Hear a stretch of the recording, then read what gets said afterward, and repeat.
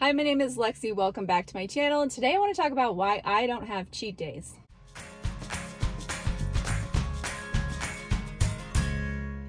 Okay, so for a lot of people, this may seem really dumb and like, why even make a video about this? Why doesn't even matter? But I actually think that words do matter, and the way that we talk to ourselves and the way we think about things really makes a big, huge difference. And one thing that I see a lot of people describe when they are either going off of their fasting protocol or changing the way that they normally eat is they call it a cheat day. I'm sure we've all heard it before. It's a pretty common term, and a lot of people look at it as like this fun, free-for-all, let loose kind of, just loosening those parameters you have around yourself that may make you feel restricted. And I just don't like that term. And the reason that I don't like it is because the term cheating just has a very negative connotation, right? Like, you're cheating on a test, you're cheating on your partner. Like, those are not good things. We don't want to cheat our way through life. And nobody wants to be cheated on. Nobody wants to be cheated. And you don't want to feel like you're cheating on your life. I just don't think that it is a healthy way of looking at it. And I realize that, again, I know a lot of people think that it's not a big deal. But here's why I think it's a big deal. Because when you feel like you have done something wrong, basically, even though you're giving yourself permission, there's just that sort of like naughtiness feeling to it. Like you're doing something that's a little bit wrong. And so then psychologically what happens is you're going to go a little bit overboard in that moment. Like, you're going to kind of try and seize the moment. Like, if I'm being bad, I'm just going to be really bad, right? And you're going to put yourself in this place where you do a lot more, like you eat a lot more, or you eat a lot more junk than you had planned on, just because you're in this like free-for-all kind of mindless state almost. And then what that creates is a feeling of shame. And so psychologically you have this feeling of shame, but then also physically you feel terrible because you have totally swung from one end of the pendulum to the other. How you've been normally eating or whatever, you are swinging the opposite way. And so you feel terrible. And then that makes it a lot harder for you to get back to where you were. It's just kind of like this whole, it's just like this whole episode that you sort of have to detox from almost. And mentally and physically. And it can almost feel like you're starting over again. And that is a really hard place to be. And I know this because I used to try, just like so many people, I would do this thing where like I was really, quote, good during the week. And then on the weekends, I would let loose and just not worry about what I was eating or how much I was eating. And then on Monday, I'd be like, okay, I'm going to start again. And I would just feel like garbage because physically I have kind of undone everything from the previous week. And then mentally, I feel like hard on myself that I did all that and that I, just let myself go without really putting any limits on myself at all or being mindful. And on the other end of that, what you really want is just to be mindful. You just want to feel good all the time. Does that mean that you're never going to eat XYZ? No. In fact, I have mentioned many times, like, I don't have any hard restrictions on what I eat or even how much I eat when I'm eating. My boundaries are my fasting hours. And then within the other times, I am just trying to feel my best. Now, does that mean that, okay, so here's an example. I feel really bad when I eat donuts. I like donuts. I think they're tasty, but I feel really bad when I eat them. Now, if I were to break my fast with a donut, which I have done, and I've talked about this, I would feel like garbage the whole day. So am I going to break my fast with a donut? 99.9% sure I'm not going to. I'm not going to do that to myself because it's not worth it.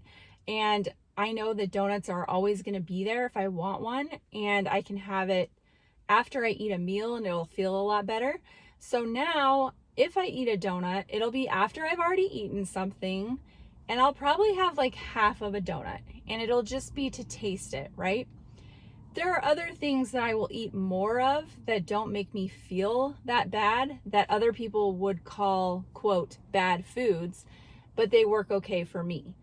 And I am an adult, and I get to decide how often I eat those things and what the trade-off is between how it makes me feel and, whether I want to go there or not. And so what that looks like is I will have some chocolate or I'll have some ice cream, but I'll have like a reasonable amount, because that whole pressure of like, I better take advantage of this moment because it's not going to come around again, that's just gone. Like, it's gone because I know that I can have another bowl of ice cream another time. I can have Oreos another time. I can have a piece of cake another time. And it becomes a thing where like you really just want to enjoy your life.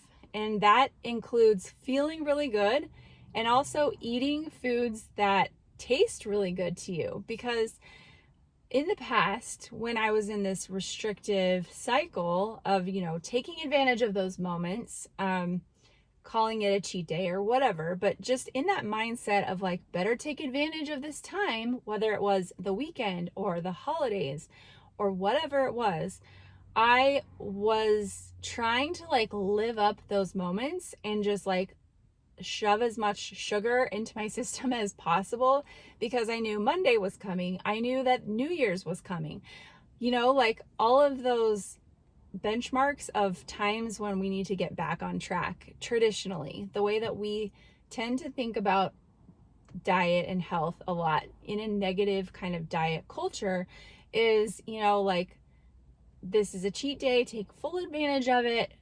Doesn't matter what it is, just eat it because it's there, okay? So like if you were at a kid's birthday party and it was a weekend and they had that, low quality grocery store cake, no offense if you like it, but I think it's pretty disgusting. I'm not gonna eat that. Like, I might have a bite just to sort of experience it, maybe 2 bites. But now, like current me, I'm just like, nope, it's not worth it because it's not going to make me feel good. And I have such better treats at home that I picked out that I love, that I can eat. And it's not like about using my calories wisely or my sugar macros or anything like that. It's just a matter of, do I even like this food? No, I don't. So why am I making myself eat it just because it's sugar? It's bad for you. It's, do you see what I'm saying? And so it's like taking into perspective that all of these foods are available all the time.